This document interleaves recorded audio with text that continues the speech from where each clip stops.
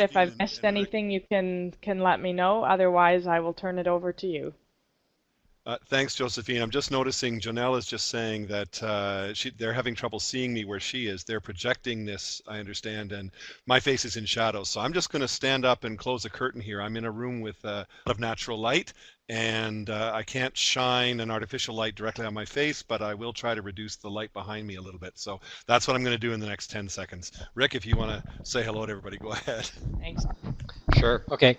One thing that maybe to just mention, yesterday we were talking, or I was talking about the fact that the Presbyterians have three ways of dealing with amalgamation. And one of the areas I'm dealing with right now, we're looking at using the third of the Presbyterian definitions, which is what they call assimilation, and we've chosen to call adoption. The implication with that is that the joining congregation does not have to go through the same hoops that it would in terms of a full amalgamation. And the implications, for instance, for staff are that they don't have to disappear. They don't have to go away. They don't have to leave. And so just to clarify for people that this is something that this presbytery, the Ottawa Presbytery, has chosen to do. And it's making this particular piece of work a lot easier for the congregations involved. So if anybody has any more questions around that and why we're doing it that way, I'd be happy to have you email me and I'll talk to you a bit more about it. But I think that was a bit of confusion for some people. Anyway, over to David. Thanks, Rick. Just in a conversation here a little bit about the backlighting. I'm sitting in a room that behind me is a door with a big window in it, and I can't really do anything right now about that light. So what I'm going to try to do is sit closer to my screen and block that light. I hope that then people can see me a little bit better. And if they can't, that's actually not a bad thing. I had the opportunity. I took the opportunity earlier today to go back and look at the recording from yesterday's webinar, and I wanted to pick up some of the comments that were made by participants yesterday that we didn't pick up on during that hour. But I have a much better understanding now of why Maggie Smith has said she's not going to be watching any of the episodes of Downton Abbey until after her participation in the show is finished. It's a frightening thing to see yourself on the screen and know there's nothing you can do about changing what you're hearing and seeing. So that was my experience this morning. We're going to talk today about specifically about what happens after an amalgamation has taken place as the congregations that are involved are learning to live together in their new arrangement. And I think this conversation will be helpful both for people who are at that point in their work with their congregation and for those who are before that point but are thinking about it. So hopefully all of you who are joining us now will find this helpful. There were some really interesting things that came up in the conversation yesterday, and I just want to lift them up and mention them because we didn't get to everything yesterday during the time that we were together.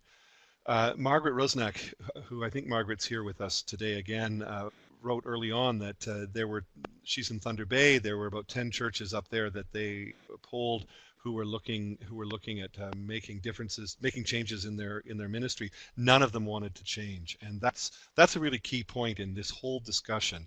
The assumption that we're making with this webinar is that congregations have recognized that they need to change and change significantly and are moving into some kind of different life. And that amalgamation with another congregation or with several congregations is a viable option, but it's one among several. So if a congregation is not willing to move forward and change in a significant way, then what are you going to do? There's no way to force them. You can lead a horse to water, but you can't make it drink. There were other comments by others about congregations not wanting to talk about the elephant in the room, the financial constraints that they were facing, and perhaps the crises that they were facing. This webinar isn't going to deal with those kinds of issues, but acknowledge that they're there, and that's a really big discussion. It was also interesting that there were several different configurations present yesterday. There are rural amalgamations happening, amalgamations of 3 and 4 pastoral charges. There were some groups that were looking at shared ministry, community ministry, in addition to what we would call a straight up amalgamation. And those are really interesting things to pursue, and may be better, more appropriate than a straightforward amalgamation. This conversation is about congregations that have come together, given up their existing identity, and have covenanted together to form a new faith community with a new name and a new identity. And that's what we're going to be talking about. And the reason that one of the reasons we've used the metaphor of marriage for this webinar is that we want to make the point that the amalgamation ceremony doesn't mark the end of the amalgamation process any more than a wedding ceremony marks the end of a marriage. It is instead the beginning, as people who get married then spend years living into that reality, just in the same way congregations that get amalgamated spend years living into that reality as well. And so we're going to be moving through our conversation with many of the same slides, the same topics as we talked about yesterday. The first one is first questions. And I've got 2 up here that I think are really, really important from my experience in 2 different amalgamated pastoral charges. And they're very practical. They're very straightforward. And if we think for 1 minute that the congregation itself is not asking these questions very soon after an amalgamation takes place, then we're fooling ourselves. Are we meeting our financial expectations? And are we meeting our expectations for attendance and participation? The reality is that for most congregations that enter into an amalgamation, it is to a certain extent a shotgun marriage. It is to a certain extent a forced amalgamation. They're being pushed into it by circumstances that mean that the congregations can't continue to effectively live out their ministry and their mission independently. Deteriorating buildings, tough finances, declining participation, lack of leadership, all of those kinds of things. So one of the impetuses that drives people towards amalgamation is that the pooling of resources create a critical mass that will allow for new ministry, that will allow for new vibrancy and new life to emerge. And that is going to play out in a very practical way on Sunday morning when they look around and they look for the people who are sharing worship with them now, and they're looking for something that is more and more energetic than they've had in the past, and also as they look at their finances. So it's important to acknowledge that in the early months after an amalgamation takes place, these questions are going to have to be addressed. But it's important not to start asking these questions too soon, nor leave it too late. There's no point in asking these questions within the first 3 or 4 weeks of an amalgamation. Things are still very much in flux and settling out. But if you wait a year to address these issues, you've probably, in my opinion, left it too late. That probably sometime at the end of the first quarter, the first financial quarter, in the first 6 months, you want to be looking at these and addressing them.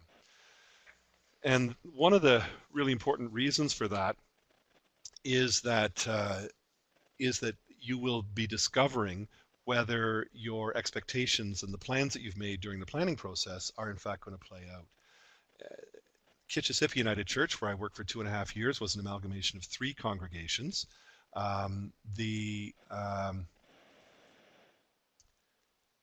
Someone's just leaving a note here for me. My voice goes in and out. Okay. All right. Well, hopefully, is everyone able to hear me? All right. I'm talking away. I'm going to continue to talk. Kitchissippi, the leadership of Kitchissippi was advised that they should expect a minimum of a 30% decrease in their financial resources after the amalgamation as compared with the total resources of the 3 congregations that were planning to amalgamate. The leadership decided that they would be conservative, and so they created a budget for the amalgamated church that assumed that there was 40% overall decrease in the givings in the first year after the amalgamation. The actual experience was that the decrease was closer to 50%. And so they were a few months into their first year and realizing that they weren't meeting their budget, and they needed to address that right away. And that was something that led to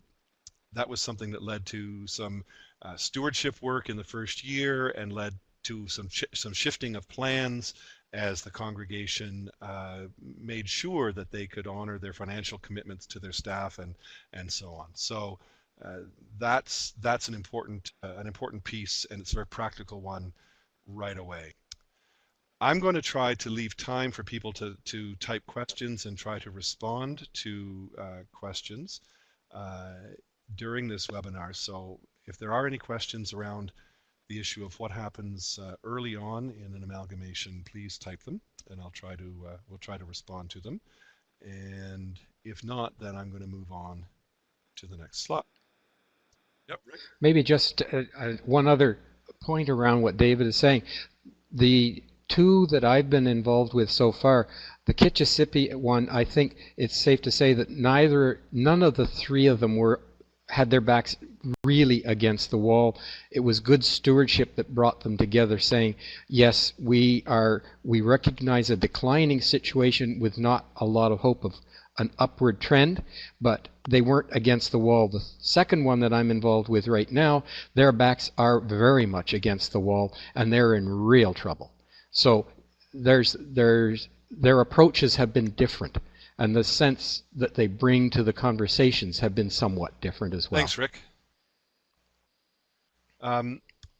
The process of amalgamation, in my experience now, having been part of two different amalgamated congregations, is that first of all, that after the amalgamation ceremony begins, or after the amalgamation ceremony takes place, that the process of amalgamating the congregations is going to take at least 2 years. I know that in fact it will take much longer than that, but you'll need to be aware that the leadership of the new congregation is going to have to be intentionally working at creating an amalgamated congregation for at least 2 years, and that there will be all sorts of issues that will come up that need to be addressed. And so it will be important to be patient. It will be important to go slow, and to forgive one another, and to learn from one another. And it will be important to focus on what's truly important. The little cartoon at the bottom of the slide is a new extended blended family, all trying to figure out their relationships to one another and identifying themselves as ex-husbands, ex-wives, sisters-in-law, cousins-in-law, and so on. And that's part of the reality of an amalgamated congregation, is that all of the relationships among the lay people of the congregations that people have relied on, that people have depended on over the years, are now thrown up in the air, and they're having to be sorted out again. So that's just a reality. In terms of the process, there will be times when you will have to focus on unexpectedly small issues, and little things will become very important. I want to ask a question now. How many of you, either lay people or clergy, have spent any time at all in the course of your life within the church thinking about how the hymn numbers get up on a hymn board at the front of the church? I know that in more than 20 years of ministry, I never spent any time at all on that particular issue. There was always a well understood process within existing congregations. I was in a congregation as the minister, and I never had to worry about how did the hymn numbers get up at the front of the church on Sunday morning. At an early worship committee meeting at Kitchissippi, that issue dominated the discussion for 40 minutes. And we realized that each of the three churches had a different process. In one church, it was done by the choir after practice on Thursday morning. In another church, it was done by the ushers on Sunday morning. And in the third church, it was done by the church custodian on Friday, last thing before he left for the weekend. And so for 40 minutes, we talked about how do we put the numbers up on the hymn boards. And it was a trivial issue, except of course that it wasn't, because this was about how will this new family live in its home? How will it make this home its own? We talked about things like which drawers the forks go in the kitchen. We talked about things like which pictures will we hang on the walls and where. We talked about things like which communion table will we use and which baptismal font will we use when those special services take place. Those are issues that are vital to an amalgamating congregation as it begins to forge its identity, that very few of us have any experience in talking about because they are settled issues in existing congregations. So that's just something I wanted to share. Paul's asking is we need the hymn boards in the first place. Exactly. We don't if you've got a congregation that's moving towards screens and PowerPoint. But if it isn't hymn boards, it's going to be something else within the life of the congregation that is going to require attention to small details, and that's where patience and going slow and listening to one another is really, really important. And Rick's responding there, something that Janelle has written. I'm moving through the slides. I'm willing to be brought up short and answer questions as we go along. So please write your questions as we move along. Leadership in the amalgamated congregation is really important, and I think there are a couple of significant points to make in terms of leadership. I think it's vital that there be continuity in the lay leadership between those who were taking leadership in the planning process and who were creating the vision and the ministry and the model for the new congregation, and the leadership that takes its place after the amalgamation. That those who were involved in planning the amalgamation will be the ones who are most committed to seeing it actually come to fruition, and that those who were involved in planning the amalgamation will be the ones who will be most trusted by other members of the congregation to move those plans forward. Also, those who were involved in planning the amalgamation, assuming that we've reached the point of having a successful amalgamation, will have developed, hopefully, positive working relationships with the leaders of the other founding congregation or congregations, and they will have begun to get to know one another.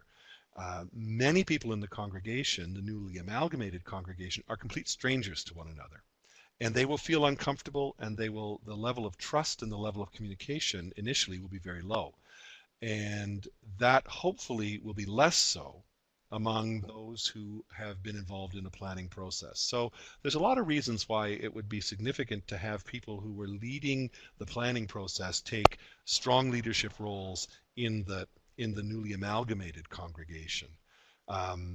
A second point is that there's continuity. If there's continuity in leadership from the presbytery, that's very helpful.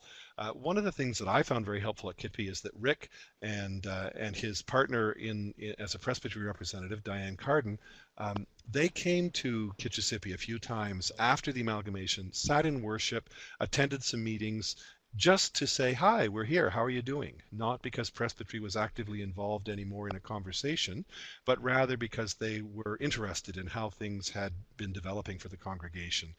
And so that presence, that presbytery presence, that we're part of the conversation before you amalgamated and we're still here and we're hoping you're doing well, was a much appreciated by the lay people in the church, who felt that presbytery's presence was something that they could appreciate. But it was also a spur to us to say, yeah, we made some commitments and we need to follow through on those commitments and not lose our way. Yeah. David, if I could just say too there, Diane and I tried to pick times that were celebratory, so that the congregation was in an upbeat, we wanted to uplift with them some very specific milestones.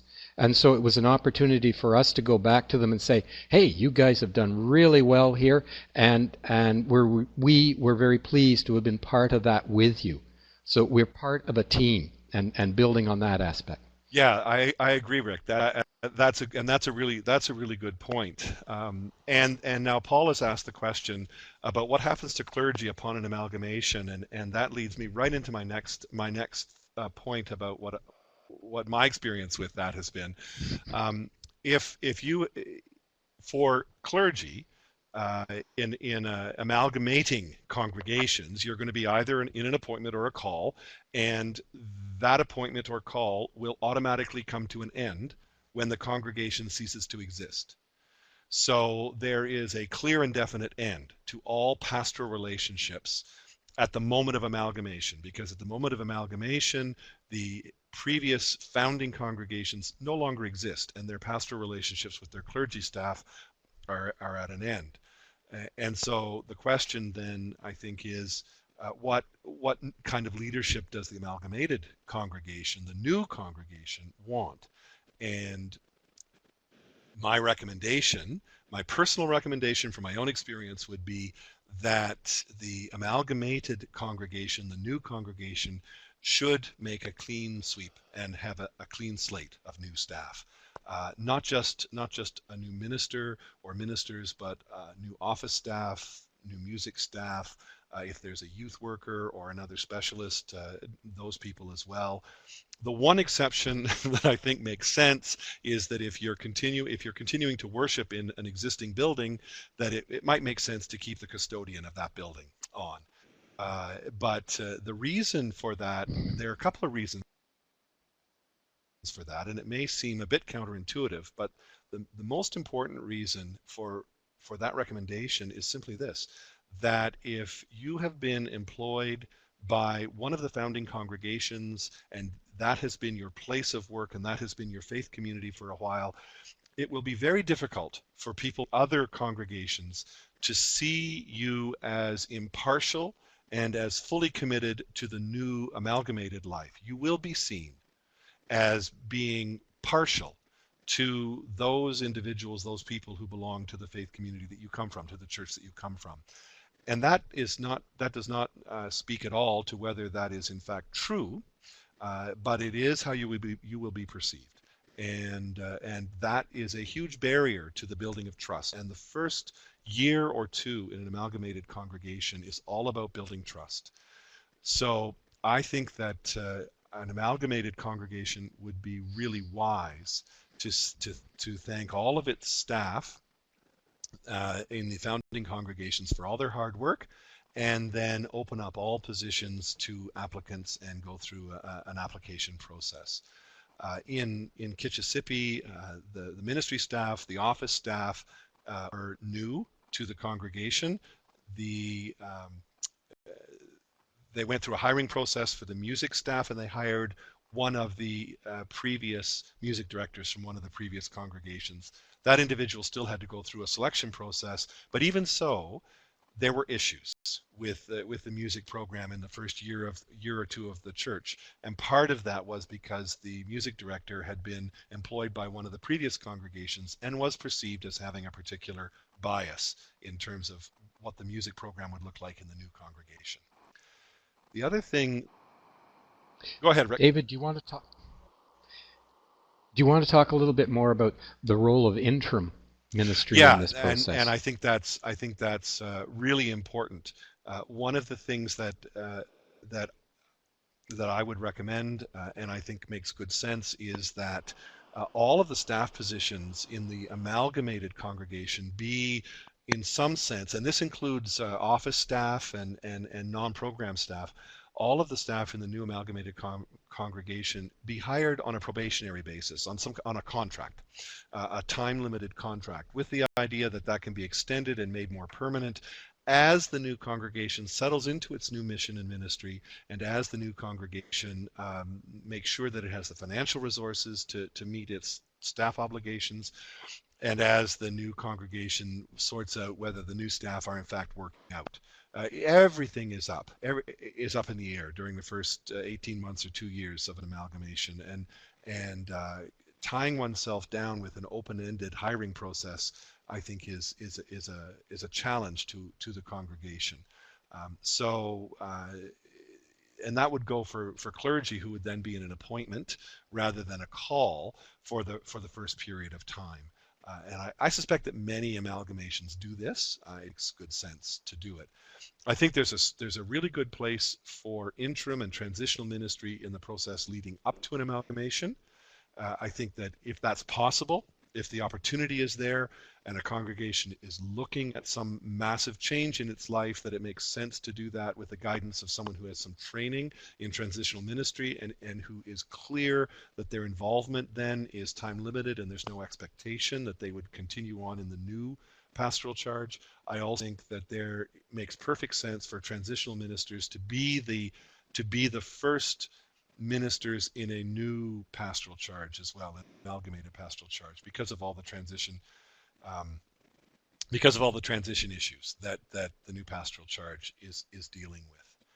In the church that I'm involved in now at Centertown United, which was amalgamated 4.5 years ago, they brought forward the minister from one congregation, the office staff from the other congregation, and both music directors were hired. Both of the previous music directors were hired by the new congregation. So you had all of the staff were continuing, and you had a minister from one congregation dealing with an administrator from another congregation, and having to deal with two music directors, each of them committed to the music programs of their previous congregants. And I don't think I would be giving any of the plot away by saying that didn't work out very well for the life of the congregation. And almost all of those staff are now gone. So that's some thoughts about leadership in an amalgamated congregation. Rick, are you watching the comments? I'm talking away here and I'm not able. Okay, great. Yes, I've answered several of them. Okay. I'm just thinking, David, we're about 2:30 now. Assuming that the new congregation has developed a mission, a vision statement, and a mission for itself and a new ministry, one of the first temptations after the amalgamation is for everyone to go back to the way things used to be and fall back into familiar patterns, even though they're now in a new situation. So lifting up the mission and the vision statement is something that is hard work, and that's the work of the council or the governing body of the congregation. It is something that should have normative power. The vision and mission statement should be one of those things that allows the new congregation to do new things, and allows them to say no to the old patterns and the old ways of doing ministry that have not been life-giving and haven't been productive, because it is a consensus document, as it is a document that was agreed to by everybody going into the amalgamation. And so you can use that document as a tool to push for the change that people said they wanted, but maybe are a little bit afraid of now that they're living it out.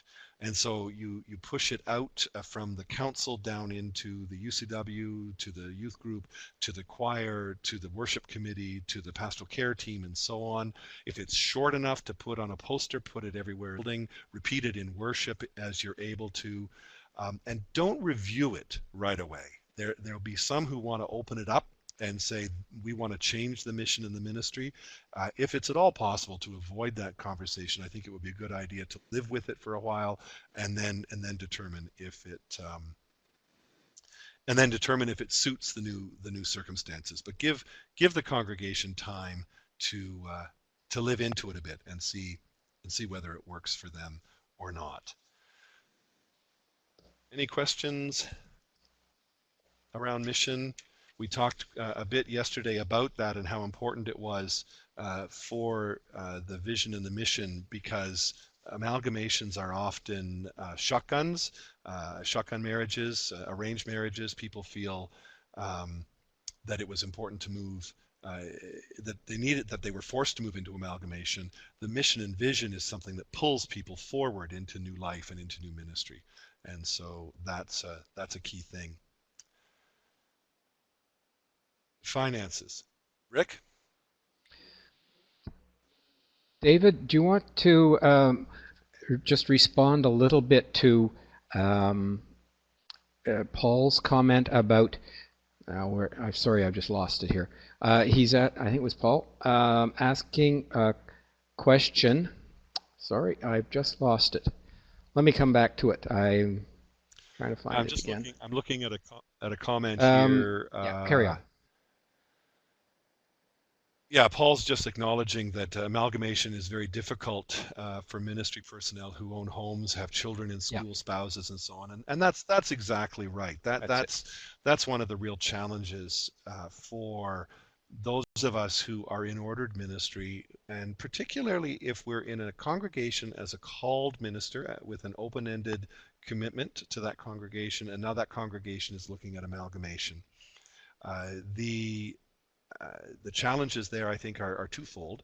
One is that we do have to then figure out what's going to happen in terms of our own career after the amalgamation.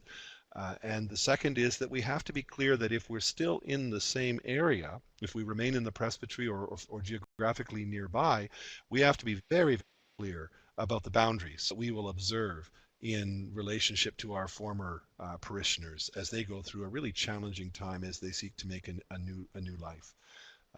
In the Kitchissippi amalgamation, 2 of the 3 ministry personnel involved were in interim ministry appointments, and so the end of their relationship with their respective congregations was very clear from the beginning.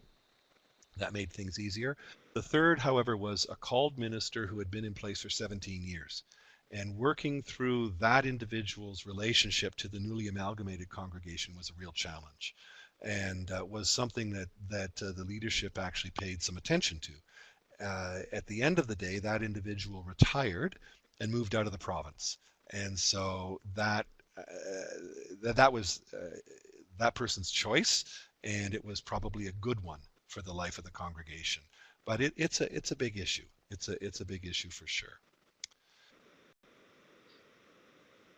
And that might be a place, in fact, that was a place where the presbytery representatives were very active in helping the amalgamation teams with that particular issue. So again, that's presbytery isn't there to just mark time.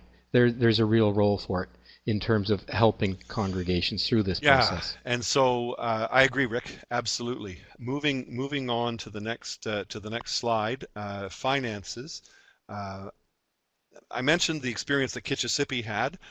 Advised to expect a 30% decrease, planned for a 40% decrease in givings, experienced almost 50% decrease in givings, and so no matter how conservative we think we're being, there's a very good chance that the first year is going to be a disappointment financially. I'm talking now about the givings from the congregation, the donations that are received from people who are supporting the congregation. There may be other revenue, and I'm noting in the comments that some people are commenting about revenue from redeveloping property and things like that. That's something that is a plus for amalgamations, but there still will be a budget that expects a certain level of support from members of the congregation. That's a challenge always in the first year. The experience that we had at Kitchissippi, and I think it would be borne out also at Centertown, was that the second year was a little better. And one of the reasons for that was that some of the people who had absented themselves from the amalgamation process, they just didn't want to deal with it. They were sitting on the fence. They were waiting to see what this new church community would be like before they came into it and participated in it. Some of those fence sitters came back into the life of the congregation in the second year. 12, 16, 18 months after the amalgamation, we began to see people who had been very much part of one of the pre-existing congregations, but had been completely absent during the first year or year and a half of the life of the new congregation. And so that helped, of course, financially. It also helped for people emotionally as they saw some friends and neighbors come back into the faith community. The one suggestion that I would make is that it doesn't make sense to spend a lot of time and energy chasing after those who have absented themselves, who are not present on a Sunday morning, who are not giving to the new church, who are not participating. There was a lot of anxiety. There is a lot of anxiety among the people who are present as they look around the room and they notice all the faces that are missing, all the ones that aren't there. And there will be pressure on clergy to those visits and to be in touch with the people who have absented themselves and try to encourage them to come back into the community. Some of that I think is important. It's important to let people know they're welcome, but those people are making their own decisions about their future participation in a faith community. Some of them will choose this moment to move away and join another faith community that is closer to where they actually live, for example. They may have been part of one of the pre-existing faith communities out of a sense of family loyalty, generational loyalty, and it may be that this is the moment when they stop going to their grandmother's church and they go to the church that's in their own neighborhood. Some of them will absent themselves from church entirely, and others will wait and come back once they see whether or not the new community is going to be the right community for them. There's not a great deal that we can do to encourage people to come back in, and I think it would be a better use. It is a better use of our time to look at encouraging new people who haven't been part of either or any of the pre-existing congregations to come in and become part of the new community of faith. Property. Some people have been talking about redevelopment plans and so on in the chat pod while I've been nattering on here. Property is, of course, a very big topic. And one suggestion that, one thing that happened with the Kitchissippi amalgamation that I thought was quite creative is that the congregations, the three congregations, made a decision not to make any property decisions until after the amalgamation had happened. So we had 3 church buildings, 1 congregation, 3 church buildings. And that congregation 4 years later still has 2 church buildings. One of them has been sold. So that meant that the decisions about which buildings to sell and which buildings to keep were made in the context of the new community already existing and working out its life together. So if it's possible to do that, I think that's a good option. It's not always possible to do that. It's not, of course, always advisable to do that. Sometimes property decisions are very clear. But when they're not, when it's not obvious which of the buildings should be used or whether any should be used, then if you can leave that decision until after the amalgamation and let the new congregation work it through, that's great. Rick said this yesterday, just repeating it. The buildings need to be inspected and assessed before the amalgamation so that there are no unpleasant surprises afterward. In the Centertown amalgamation, one building was sold and the other building was kept, and that was done on the premise that the building that was kept was in better shape than the building that was sold. Within 2 years of the amalgamation, there were over $400,000 of unexpected repairs that needed to be made to the building that was kept. It's a great big old stone church downtown Ottawa, large physical plant, goes all the way back to the first decade of the 20th century. And the people who had come into that building from the other building were not amused that within 2 years, $4,000 of the congregation's resources, that money would be from the sale of the other building, had been used to do repairs that perhaps could have been foreseen if the building had been assessed by a professional building inspector. And that makes the amalgamation process very difficult. You have a lot of resentment and a lot of anger around those kinds of unpleasant surprises. So it just is really, really important. Yep. David, one of the things that really impressed me about the way Kitchissippi operated was that they made the decision as a group that they would gut the interior of the building which they decided they would move into. So they made the decision that they would not use 2 of the buildings, decided on one of them. They decided that they would gut the interior of the sanctuary, basically, and reform it using materials from all 3 of the congregations, using a group of people from all 3 congregations that were coming together, so that when the congregation came together, and they did not worship in that space for a period of time while that work was going on. And then when they came together, they all came into a sanctuary that did not look like it had pre-amalgamation. So there was this, and people could see pieces of their own congregation, their previous building, in the sanctuary, so they all had something they could identify with. And to me, that was quite Yeah, brilliant that, and that was meant that very even the nicely done. congregation that had been worshiping in that building, so the people for whom that was their church home, when they came into worship as of the first week after the amalgamation took place, they were actually coming into a sanctuary that was structurally different than what they had been accustomed to. And that meant that to a certain extent, not entirely of course, but to an extent, everybody in the new congregation was experiencing dislocation and was experiencing change. That was intentional, and I think, Rick, you're right. It was a wise thing that they did. James is asking a question in the pod, in the chat pod down there about the division of resources of money from the sale of buildings. In as Yeah, as I I'm understand trying our to type something, polity but go ahead of the United in Church, response. anytime church property is sold, the final disposition of that property lies in the hands of presbytery. Um, that it is up to the presbytery to approve what happens to the money that comes from the sale of a property, just as presbytery must approve the sale of the property itself.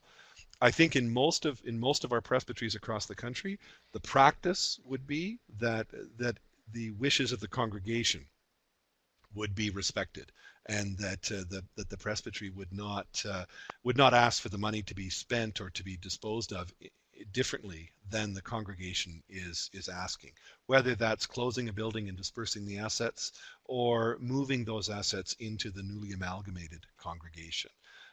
So in most cases, if you have an amalgamated congregation that is providing continuity of ministry, then the resources, the money from the sale of property from the amalgamation would, to a large extent, lie with the new congregation. However, there's a new reality in our church, and there are presbyteries, Ottawa is one of them, that are no longer willing to just rubber stamp congregational plans. Ottawa Presbytery is very, very clear with its amalgamating congregations that the plan for the use of that money needs to have a realistic chance of succeeding, and it needs to further the broader ministry of the United Church in our community. It can't just be a rainy day fund for when the roof starts to leak on the building that the congregation has retained. And I think that's a healthy thing, and that's part of the broader issue of the church as a whole. Just building us very quickly on that, the Ottawa Presbytery recently voted to retain 15% of net revenues coming out of all such sales, so that money will go to the broader work of the presbytery. And in terms of what David is saying, what the presbytery is looking for in any of these transactions is that there be a plan which outlines the disposition of all funds that result from a sale.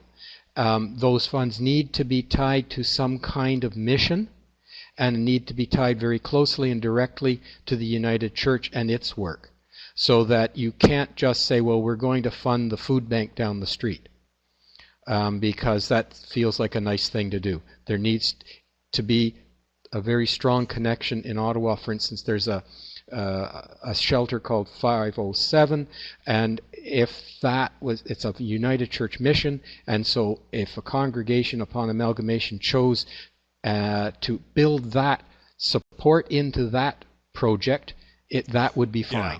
Exactly, Rick, and I think that we're going to see more presbyteries and conferences, and the General Council itself being more active around asking for a share from the sale of from the proceeds of sales as we go forward. And I don't necessarily think that's a bad thing. One of the things that we're wrestling with here in Ottawa is getting a sense of what the mission of the United Church of Canada is in Ottawa.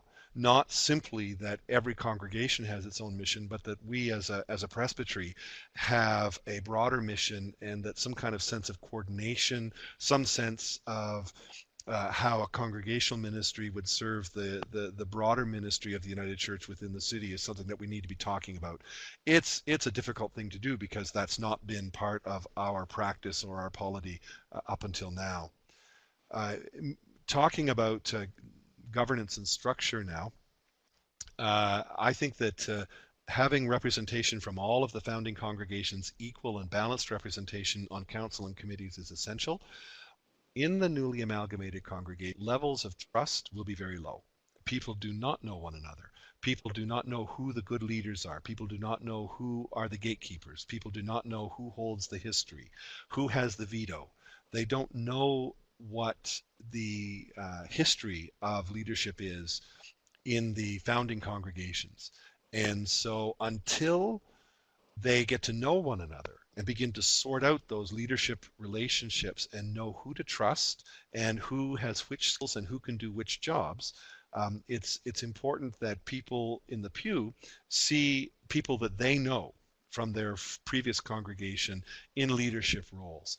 And so that's something that I think both Centertown United and Kitchissippi paid a lot of attention to, and it's really crucial at the beginning. It becomes less and less important as the congregation becomes a unity and begins to establish its own identity.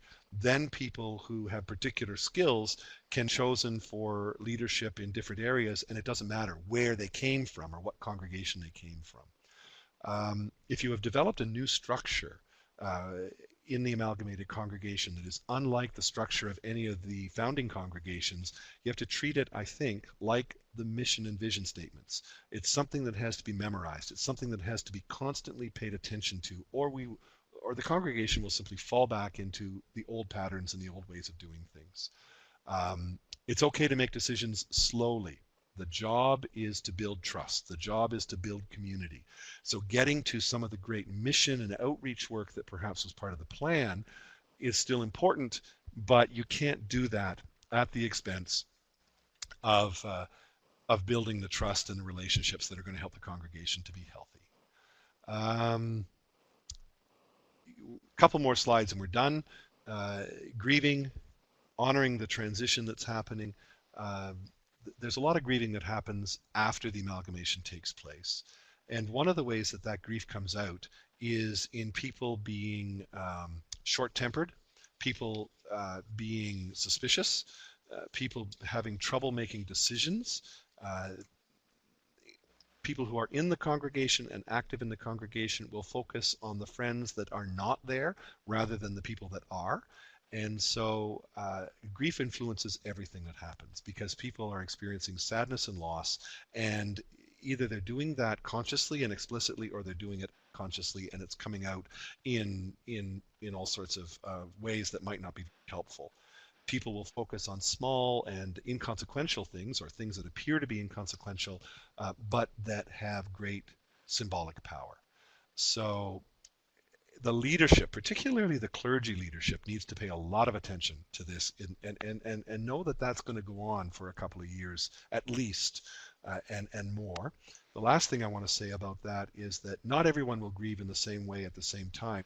Some of the leaders who were part of the planning process will have done most of their grieving before the amalgamation takes place, and they'll be ready to move on. They'll be impatient to move on. They will want to get to the exciting new ministry that was planned, and they'll get very frustrated with their family members and their friends who are not at the same place.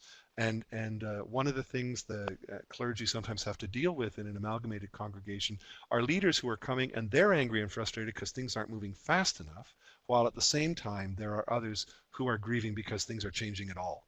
And so we just find ourselves in that tension, and we just have to live with it. So it's just something to be very much aware of, and we just have to deal with it. If you work hard, you can expect the amalgamation process to dominate the life of the new congregation for 2 years. If you don't work hard at it, you can expect that the amalgamation just will never take place. When I arrived at the Centertown United Church about a year ago now, one of the first Sundays that I was present with the congregation, I met an elderly gentleman who was part of that congregation, who introduced himself as belonging to Stewarton United Church. And Stewarton United Church was amalgamated with McLeod United Church back in the 1960s. He still identifies himself as being part of a congregation that hasn't existed for more than 40 years. To me, that's a sign of an amalgamation that just never happened. So it is something that you have to work consciously at. It will really take hold when a significant minority of the congregation has joined since the amalgamation. Go slow, be gentle. You're giving birth to new life. It's a sacred task. And good luck and God. That's really all I have to say. So if there are questions, happy to take them for a moment or two. And I think Josephine has a poll or two that she might be wanting to bring to us as well.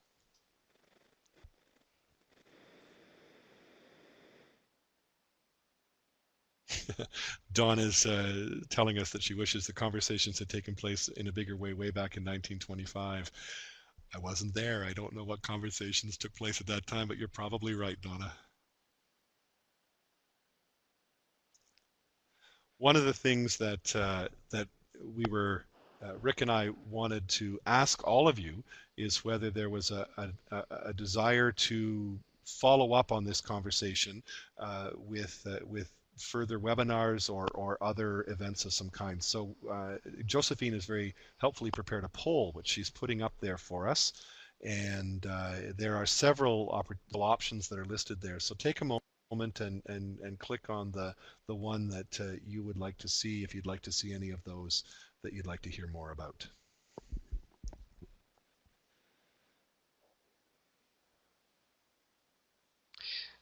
Also, for those of you that weren't with us yesterday, if there were points that seemed to be maybe coming out of the blue, or you didn't have the planning context for them, if you want to type in a question or even get a hold of us afterwards, that'd be fine.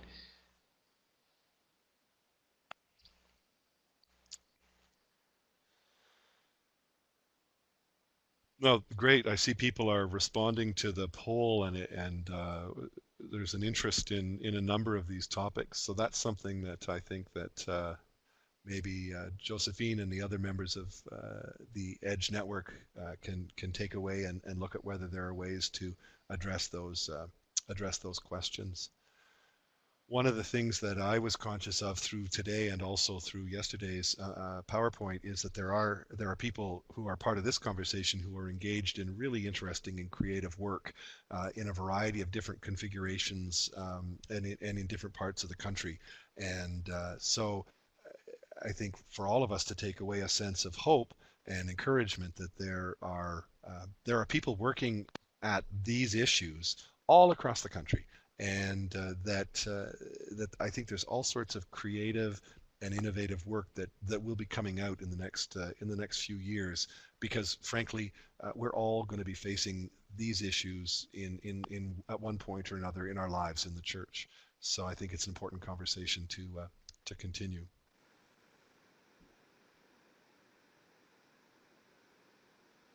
Karen, in terms of your question about memorial donations, my understanding, and one of the things that we worked through with both of the congregations I've worked with, is that the memorial donations, as the what you need to understand, I think, about an amalgamation is that the old congregation, as it were, lives on in the new, and so memorial donations move to the new amalgamated organization congregation. And so what happens is that any of the constrictions, restrictions on their use go with them.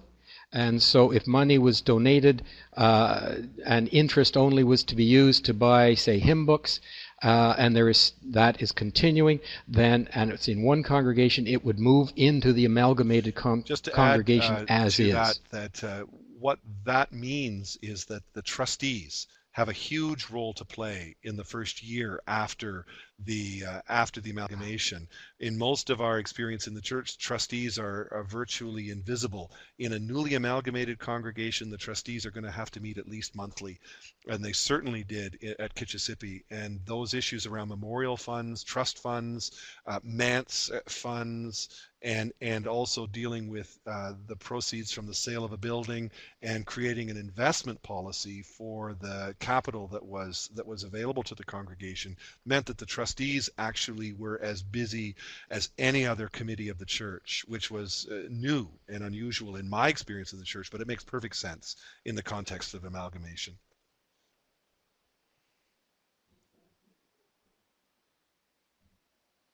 The question about low attendance at calling a meeting and only getting a couple of people brings to mind, I think one of the struggles, for instance, with the second group that I'm dealing with is to get that kind of buy-in and participation. And as David says, you can't drag people into it. So good luck in just trying to energize them, keep them going, and have them really working on it.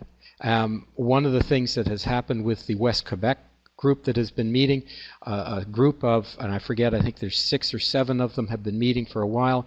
Now that it looks as if things are going really well, there are a couple of others that are saying, putting up their hands and saying, "Oh, is it too late to talk to you?" Are there any other questions that anybody wants to ask? Yeah.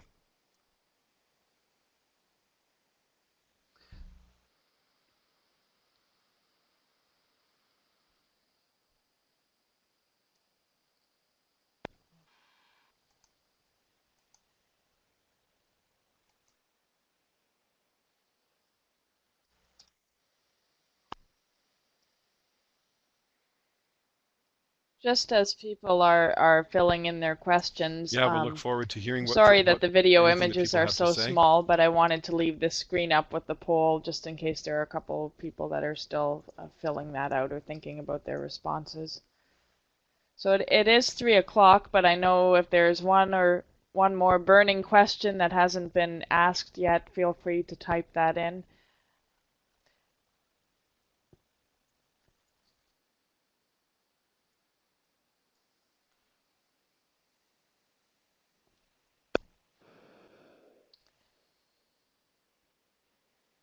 Well, I think the poll is quite encouraging. We certainly have lots to go forward with, and especially the creative ways to start building a community and a common sense of purpose, and that whole issue around grieving and transition really highlights the importance thanks everyone. of all those Go ahead, little Josephine. symbolic acts that happen around an amalgamation as people deal with their grief and anxiety in lots of different ways. So thank you for raising that and for addressing it, and we'll certainly, as EDGE, look towards opportunities to further this conversation in the future.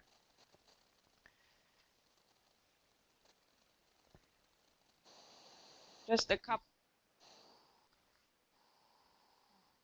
I'll just give a couple of reminders before we sign off. One, that the recorded version of this webinar will be available in about a week, and also that as soon as we're finished here, I'll have a few more polls on the screen for you. Thank you, Josephine. Thanks everybody for participating. There's been a good chat this hour in the chat pod. So we thank you very much for participating, and thanks to you, David and Rick, for putting this together and for coordinating that. I know that's a bit of work to figure out who says what and to put the PowerPoint together, and so we're thankful for sharing your experience. Yeah, thank you. And as we said earlier, if we missed a question, between David and I, we'll try and pick things up and one way or another get responses to people.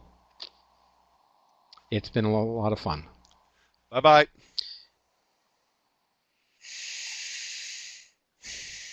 Bye.